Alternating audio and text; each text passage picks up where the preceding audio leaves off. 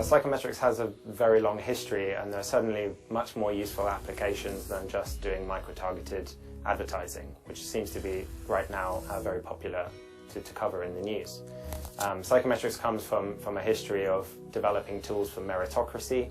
So for example, if you see that there are race differences in performances on IQ scores, which was something that was discovered, then you can correct for those differences in the way the questionnaire works for different groups in order to make sure that that discrimination is corrected for example, in entrance to the education system.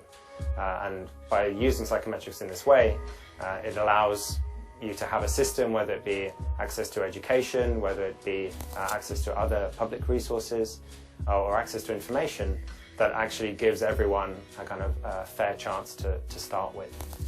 So psychometrics is also very widely used in occupational testing, in trying to help companies employ people who will not only do the job well, but also enjoy it and kind of fit the job role as closely as possible. These are traditional applications for psychometrics, and marketing is maybe quite a new one, at least from when we showed it was possible in 2013.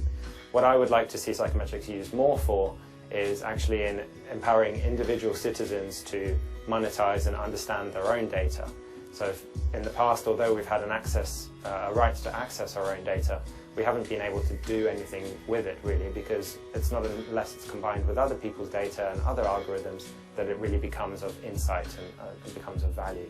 So I'd like to see more individual psychometrics tools where people can analyze their own data and then find out things about themselves, rather than the marketers finding things out about us.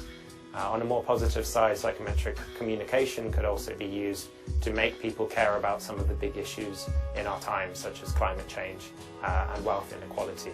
So it might be that actually we can repurpose some of those techniques, those communication techniques where you personalize the language or the images that you use to the person's personality. We can repurpose those for much more positive collective goals.